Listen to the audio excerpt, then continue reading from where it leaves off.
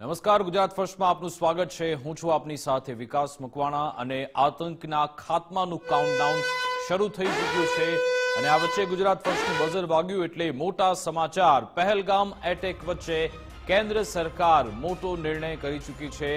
7 સભ્યોનું એક રાષ્ટ્રીય સુરક્ષા સલાહકાર બોર્ડનું પુનઃગઠન કરવામાં આવ્યું અને આ બોર્ડમાં કોણ કોણ છે? પૂર્વ રો ચીફ આલોક જોશીને તેના પ્રમુખ બનાવાયા। પૂર્વ એર માર્શલ પીએમ સિન્હાનો પણ તેમાં સમાવેશ છે।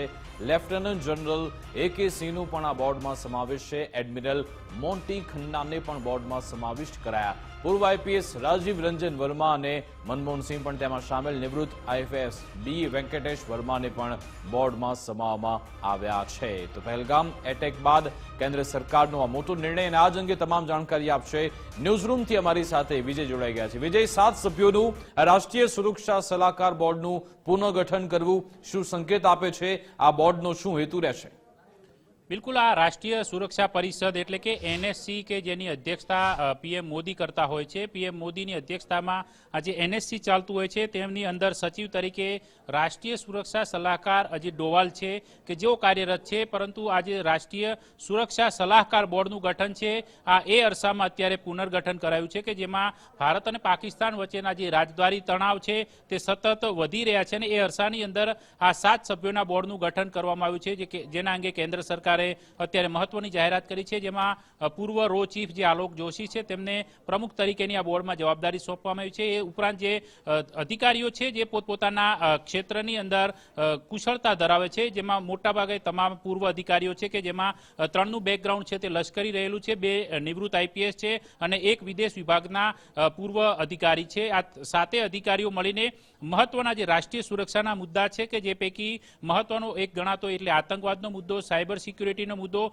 અને આંતરિક સુરક્ષાનો મુદ્દો, એ તમામ બાબતને પાસાઓને આવરી લઈને કેન્દ્ર સરકારને સલાહ આપતા હોય છે અને સલાહ સૂચનના આધાર પર જે સુરક્ષા સંબંધિત જે નિર્ણયો છે લેવાતા હોય છે તે સંદર્ભે સમીક્ષાઓ કરવામાં આવતી હોય છે। એટલા માટે જ્યારે અત્યારે પહેલગામ એટેક બાદ પાકિસ્તાન સાથેના સંબંધોની અંદર તણાવ વધે છે, પરિસ્થિતિની અંદર આ જે રાષ્ટ્રીય સુરક્ષા સલાહકાર બોર્ડનું પુનર્ગઠન એ કેન્દ્ર સરકારનું અગત્યનું પગલું માનવામાં આવ્યું છે। આલોક જોશી એટલા માટે પ્રમુખ પદે મહત્વના માનવામાં આવી રહ્યા છે કારણ કે તેઓ રોની અંદર મહત્વની જવાબદારી ચીફ તરીકે 2012 થી 2014 સુધી નિભાવી ચૂક્યા છે। તેમની પાસે જે કુશળતા છે તેનો કેન્દ્ર સરકારને ભરપૂર લાભ મળી શકે તેમ છે અને તેના જ આધાર પર આગામી સમયની અંદર દેશની સુરક્ષાને લઈને આ બોર્ડ પોતાની ભલામણો અને સલાહ સૂચનો કેન્દ્ર સરકારને આપશે અને તેના આધાર પર રાષ્ટ્રીય સુરક્ષા પરિષદ NSC જે છે એ PM મોદીની અધ્યક્ષતામાં કામ કરે છે તે મહત્વના નિર્ણયો લેશે તે પ્રકારનું માનવામાં આવી રહ્યું છે।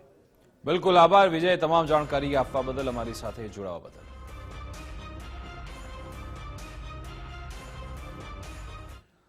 પ્રધાનમંત્રી મોદીએ સેનાને ખુલ્લી છૂટ આપી છે અને ત્યારબાદ હવે ફક્ત ઘડીઓ ગણાઈ રહી છે। દિલ્હીમાં એક પછી એક બેઠકોની વણઝાર ચાલી રહી છે। પ્રધાનમંત્રી મોદી હવે કેન્દ્રીય સચિવોને મળવાના છે। વડાપ્રધાન મોદીએ સચિવોને મળવા માટે બોલાવ્યા। થોડી વારમાં પ્રધાનમંત્રી મોદી અને કેન્દ્રીય સચિવ વચ્ચે પણ બેઠક થવા જઈ રહી છે।